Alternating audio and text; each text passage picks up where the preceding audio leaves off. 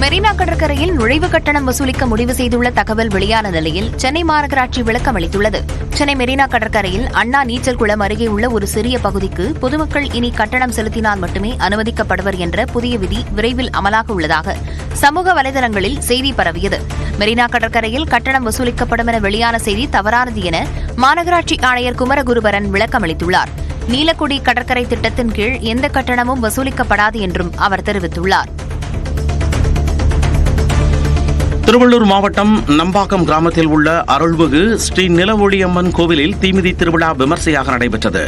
காப்பு கட்டி விரதம் இருந்த பக்தர்கள் வான வேடிக்கை, மேளதாளங்கள் முழங்க மஞ்சள் ஆடை அணிந்து தீக்குண்டத்தில் இறங்கி தீமிதித்து நேர்த்திக்கடன் செலுத்தினர். திருப்பூர் மாவட்ட மாற்றுத்திறனாளிகள் நலத்துறை மற்றும் சுற்றுலாத்துறை சார்பில் வளர்ச்சி குன்றிய குழந்தைகளுக்கு ஒருநாள் இன்பச் சுற்றுலா ஒருங்கிணைக்கப்பட்டது. அரசு மற்றும் தனியார் அமைப்புகள் சார்பில் நடத்தப்படும் பாதுகாப்பு மையத்தின் 20க்கும் மேற்பட்ட மன வளர்ச்சி குன்றிய குழந்தைகள் மற்றும் அவர்களின் பாதுகாவலர்கள் சுற்றுலா வேன் மூலம் கொடிவேரி அணைக்கு அனுப்பி வைக்கப்பட்டனர். மாவட்ட ஆட்சியர் கிறிஸ்துராஜ் தண்ணீர் பாட்டில், பிஸ்கெட், குளிர்பானங்கள் கொடுத்து வழி அனுப்பி வைத்தார்.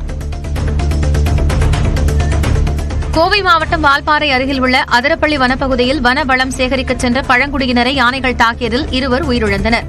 வாழச்சல் என்ற கிராமத்தைச் சேர்ந்த 2 தம்பதியினர் தேன், கிழங்கு, திரவிய மரப்பட்டைகள் உள்ளிட்ட வனவளங்களை சேகரிக்க காட்டிற்கு சென்றனர். அதில் சதீஷ், அம்பிகா ஆகிய இருவரும் யானை தாக்கியதில் உயிரிழந்துள்ளனர். முந்தைய நாளில் அதே பகுதியில் யானை தாக்கி ஜெபஸ்டின் என்பவர் உயிரிழந்தது குறிப்பிடத்தக்கது. தேசிய திருநங்கைகள் தினத்தை நாமக்கல்லில் திருநங்கைகள் கேக் வெட்டியும் பொதுமக்களுக்கு இனிப்பு வழங்கியும் கொண்டாடினர். நாமக்கல் பூங்கா சாலையில் நடந்த கொண்டாட்டத்திற்கு பிறகு திருநங்கைகள் பற்றி பொதுமக்களிடையே விழிப்புணர்வு ஏற்படுத்தும் வகையில் துண்டு பிரசுரங்கள் மற்றும் குடிநீர் பாட்டில்கள் விநியோகம் செய்யப்பட்டன. ஈரோடு மாவட்டம் ஆசனூர் அருகே கரும்புகளை ஏற்றி வந்த லாரியை வழிமறித்த ஒற்றை யானை அதிலிருந்த கரும்புகளை உண்டது. தாளவாடியிலிருந்து கரும்புகளை ஏற்றி வந்த லாரியை ஆசனூர் அருகே ஒற்றை காட்டு யானை வழிமறித்தது. இதையடுத்து அச்சத்தில் ஓட்டுநர் லாரியை விட்டு இறங்கி தப்பி ஓடினார். சிறிது நேரம் கரும்புகளை சுவைத்த யானை லாரியை விட்டு சற்று தூரம் சென்ற நிலையில் மீண்டும் லாரியின் ஓட்டுநர் லாரியை இயக்கினார்.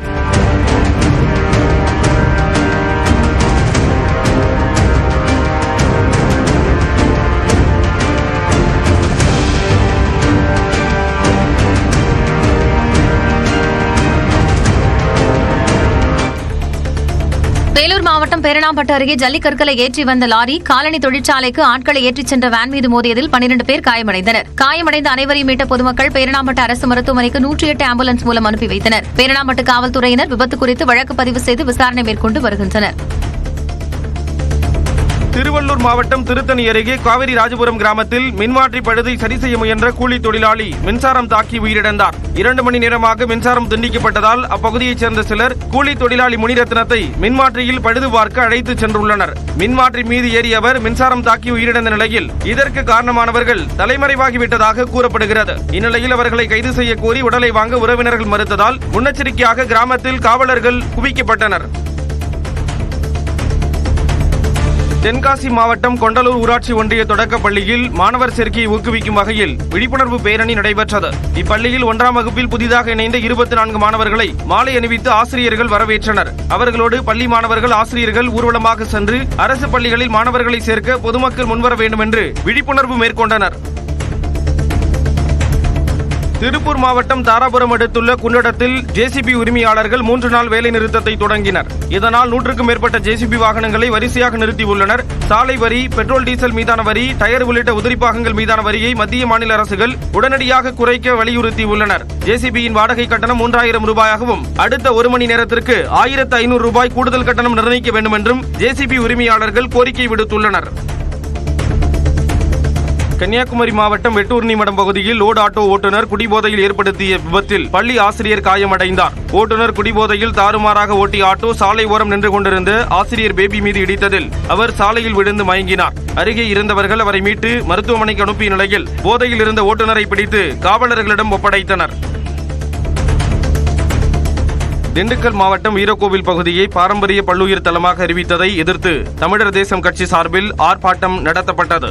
வீரகோவில் பகுதியில் சுமார் 5 ஹெக்டேர் பரப்பளவு பகுதியை தமிழ்நாட்டின் 2வது பாரம்பரிய பாதுகாக்கப்பட்ட பல்லுயிர் தலமாக அரசு அறிவித்தது. ஊர் மக்களின் கருத்தை கேட்காமல் அறிவிக்கப்பட்டதற்கு எதிர்ப்பு தெரிவித்து நத்தம் பேருந்து நிலையம் அருகே தமிழர் தேசம் கட்சி சார்பில் கிராம மக்களை கூட்டி ஆர்ப்பாட்டம் நடந்தது. ஈரோடு மாவட்டம் கோபிச்செட்டிப்பாளையம் அருகே நாயை தாக்கி கொன்றது சிறுத்தையாக இருக்கலாம் என கிராம மக்கள் சந்தேகிக்கின்றனர். பெருமுகை ஊராட்சி மூலத்தோட்டம் பகுதியைச் சேர்ந்த கந்தசாமி தனது வளர்ப்பு நாயை தனது தோட்டத்தில் கட்டி வைத்துள்ளார். அதனை அடையாளம் தெரியாத விலங்கு தாக்கி கொன்றுள்ளது. கடந்த ஒரு மாதத்தில் 5 நாய்கள் இதேபோல கொல்லப்பட்டுள்ளன. தர்மபுரி நகராட்சி சார்பில் கழிவுநீர் கால்வாய் அமைக்கும் பணி ஆமை வேகத்தில் நடைபெறுவதால் பல்வேறு இன்னல்களை சந்திப்பதாக பொதுமக்கள் குற்றம் சாட்டியுள்ளனர். தர்மபுரி கிருஷ்ணகிரி தேசிய நெடுஞ்சாலையில் கழிவுநீர் கால்வாய் பணிக்காக சாலையின் இருபுறமும் பள்ளங்கள் தோண்டியுள்ளதால் பாதசாரிகள், வாகன ஓட்டிகள், வணிகர்கள் சிரமத்தை எதிர்கொள்கின்றனர். ஒரு சில இடங்களில் பள்ளங்களில் மண் சரிந்துள்ளதால் ஆங்காங்கே கழிவுநீர் தேங்கி துர்நாற்றம் வீசுவதுடன் கொசு தொல்லை ஏற்படுவதாக குற்றம் சாட்டியுள்ளனர். கன்னியாகுமரி மாவட்டம் ஹெலன் நகர் கடற்கரை கிராம மக்கள் எல்லை பிரச்சினை தொடர்பாக ஆர்ப்பாட்டத்தில் ஈடுபட்டனர். இணையம் புத்தன்துறை ஊராட்சியில் இடம்பெற்றுள்ள ஹெலன் நகரின் சில பகுதிகள் கீழ்குளம் பேரூராட்சியில் வரையறுக்கப்பட்டுள்ளது. இதனால் வரி உள்ளிட்ட விவகாரங்களில் கூடுதல் கட்டணம் செலுத்துவதாக கூறும் அப்பகுதி மக்கள் எல்லை குளறுபடியை சரி செய்யுமாறு தொடர்ந்து கோரிக்கை விடுத்து வருகின்றனர்.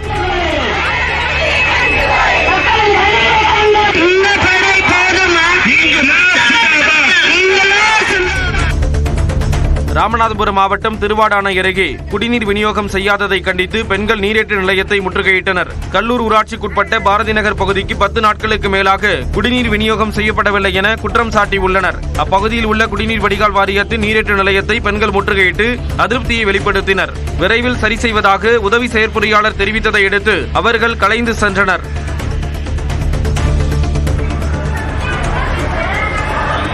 கடலூர் மாவட்டம் மணவாளநல்லூர் கொளஞ்சியப்பர் கோயிலில் உண்டியல் காணிக்கை பணம் ஈரமான நிலையில் உலர வைக்கப்பட்டது.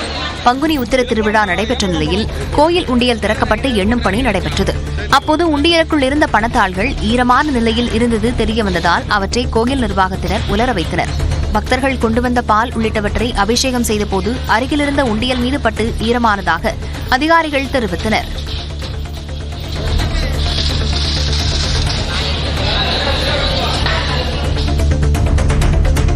ராணிப்பேட்டை மாவட்டம் சிப்காட் அருகே சாலையின் குறுக்கே 50 அடி நீள புளியமரம் சாய்ந்ததால் போக்குவரத்து பாதிக்கப்பட்டது.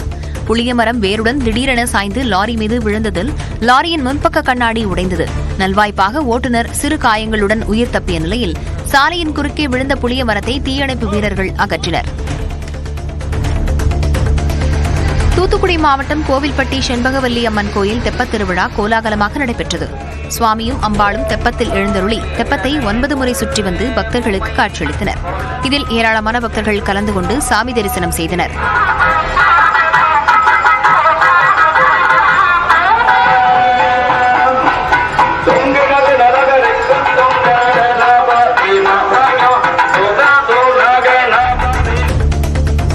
திருவள்ளூர் மாவட்டம் கடம்பத்தூர் ஊராட்சி பேரூராட்சியாக தரம் உயர்த்தப்பட்டதால் 100 நாள் வேலை திட்டம் பறிபோனதாக கூறி கிராம மக்கள் போராட்டத்தில் ஈடுபட்டனர். கடம்பத்தூரை ஊராட்சியாகவே தொடரச் செய்ய வேண்டுமென வலியுறுத்தி வட்டார வளர்ச்சி அலுவலகத்தை முற்றுகையிட்டு போராட்டத்தில் ஈடுபட்டதால் பரபரப்பு ஏற்பட்டது. 100 நாள் வேலை திட்டத்தை நம்பியே தங்களது வாழ்வாதாரம் உள்ளதாகவும் பொதுமக்கள் தெரிவித்தனர்.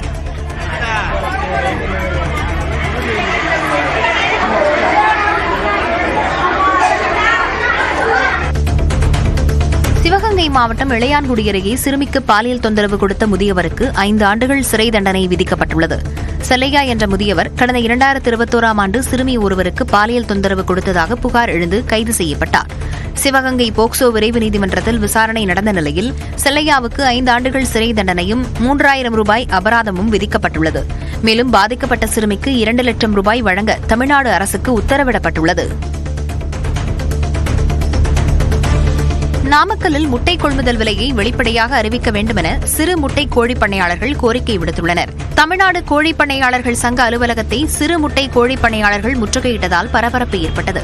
அப்போது சத்துணவு முட்டை மற்றும் ஏற்றுமதி முட்டைக்கு தனி விலை நிர்ணயம் செய்ய வேண்டுமெனவும் கோழிப் பண்ணையாளர்கள் கோரிக்கை விடுத்தனர்.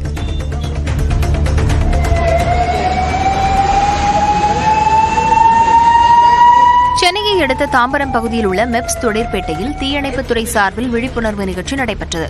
1000க்கும் மேற்பட்ட பணியாளர்கள் பணிபுரியும் பகுதியில் தீ விபத்து ஏதேனும் ஏற்பட்டால் தற்காப்பு மற்றும் மீட்புப் பணிகள் குறித்து தீயணைப்புத்துறை வீரர்கள் செயல்முறை விளக்கம் அளித்தனர்.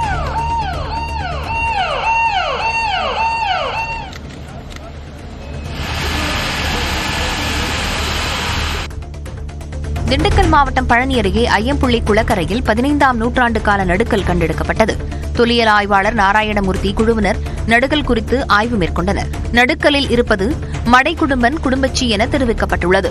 15ஆம் நூற்றாண்டில் மன்னர் ஒருவர் மடைக்கும்பனை கொலை செய்து அவரது மனைவி குடும்பச்சியை அபகரிக்க முயன்ற நிலையில் குடும்பச்சி உயிரை மாய்த்துக் கொண்டதன் நினைவாக இந்த நடுக்கல் உருவாக்கப்பட்டதாக அப்பகுதி மக்கள் கூறினர்.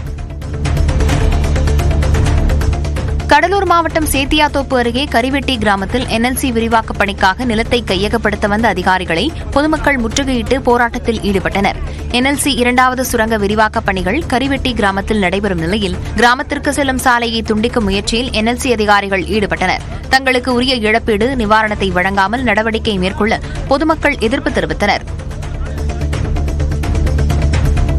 கிருஷ்ணகிரி மாவட்டம் பாகலூர் சோதனைச் சாவடி மோட்டார் வாகன ஆய்வாளரிடமிருந்து 1,40,000 ரூபாயை லஞ்ச ஒழிப்புத் துறையினர் பறிமுதல் செய்தனர். மோட்டார் வாகன ஆய்வாளர் லியோ ஆண்டனி ஈரோட்டிற்கு அவரது காரில் லஞ்சப் பணத்துடன் செல்வதாக கிடைத்த தகவலின் பேரில் சேலம் கருப்பூர் சுங்கச்சாவடி அருகே அவரது கார் மடக்கி நிறுத்தப்பட்டது. காரிலிருந்து எடுக்கப்பட்ட 1,40,500 ரூபாய்க்கு ஆவணங்கள் ஏதும் இல்லாததால் அவர் விசாரணைக்கு அழைத்துச் செல்லப்பட்டார்.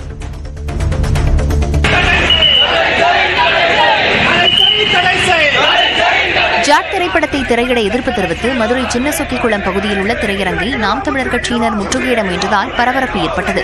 காவல்துறையினருடன் தள்ளுமுள்ளி ஏற்பட்டதால் போராட்டக்காரர்கள் கைது செய்யப்பட்டனர். ஹிந்தி மொழியில் அண்மையில் வெளியான ஜாட் திரைப்படத்தில் விடுதலை புலிகள் இயக்கத்தை கொச்சைப்படுத்தி இருப்பதாகவும் போராளிகளை பயங்கரவாதிகளாக சித்தரித்துள்ளதாகவும் குற்றச்சாட்டு எழுந்துள்ளது.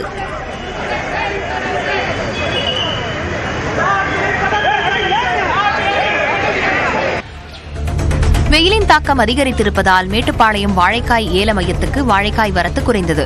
150 விவசாயிகள் கொண்டு வந்த வாழைத்தார்களை 27 வியாபாரிகள் போட்டி போட்டுக் கொண்டு ஏலம் எடுத்தனர். ஏலத்தில் கதலி 1 கிலோ 50 ரூபாய், நேந்திரன் கிலோ 45 ரூபாய், ரஸ்தாளி ஒரு தார் 550 ரூபாய், தேன்வாழை மற்றும் செவ்வாழை ஒரு தார் தலா 800 ரூபாய் வரை விற்பனையானது. திமுக தேர்தல் ஒருங்கிணைப்பு குழு கூட்டம் சென்னையில் நடைபெற்றது. திமுக தலைமையகமான அண்ணா அறிவாலயத்தில் நடந்த இந்த கூட்டத்தில் குழுவின் அடுத்த கட்ட பணிகள் குறித்து விவாதிக்கப்பட்டதாக கூறப்படுகிறது. வரும் சட்டமன்ற தேர்தலை எதிர்கொள்வது குறித்து கூட்டத்தில் விவாதிக்கப்பட்டதாகவும் கூறப்படுகிறது. தேர்தல் நிர்வாக பணிகள் தொடர்பாக மாவட்ட செயலாளர்களை அழைத்து கருத்து கேட்க திட்டமிடப்பட்டதாகவும் தகவல் வெளியாகியுள்ளது.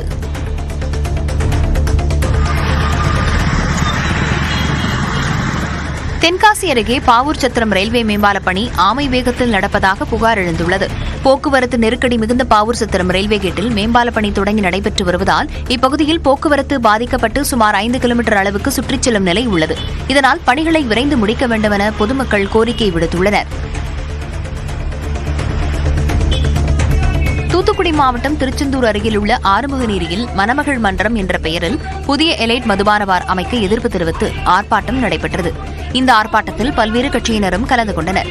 பார் அமைக்க எதிர்ப்பு தெரிவிக்கும் விதமாக பதாகைகளை ஏந்தியபடி பலர் இதில் கலந்து கொண்டனர். மத்திய அரசின் வீடு கட்டும் திட்டத்தின் கீழ் வீடு கட்ட ஒப்புதல் வழங்க லஞ்சம் வாங்கியதாக திருவாரூர் நகராட்சி கட்டுமான ஆய்வாளருக்கு 7 ஆண்டுகள் சிறை தண்டனை விதிக்கப்பட்டுள்ளது. நாகராஜன் என்ற அவர் நபர் ஒருவரிடம் 2014ஆம் ஆண்டு 10,000 ரூபாய் லஞ்சமாக பெற்றபோது கையும் களவுமாக பிடிபட்டார். இது தொடர்பாக திருவாரூர் தலைமை குற்றவியல் நீதிமன்றத்தில் குற்றப்பத்திரிகை தாக்கல் செய்யப்பட்டிருந்தது. இந்த வழக்கை விசாரித்த நீதிபதி சுந்தர்ராஜ் நாகராஜனுக்கு 7 ஆண்டுகள் சிறை தண்டனையும் 20,000 ரூபாய் அபராதமும் விதித்தார். நீலகிரி மாவட்டத்தில் கூடலூரிலிருந்து வயநாடு செல்லும் சாலையில் உள்ள பிதற்காடு பகுதியில் யானை உலா வந்ததால் மக்கள் ஓட்டம் பிடித்தனர். சாலையில் நடந்து வந்த யானையால் வாகன ஓட்டிகள் கடும் அச்சமடைந்தனர். யானையின் நடமாட்டத்தை கண்காணித்து அடர்ந்த வனப்பகுதிக்குள் விரட்ட வேண்டும் என பொதுமக்கள் கோரிக்கை விடுத்துள்ளனர்.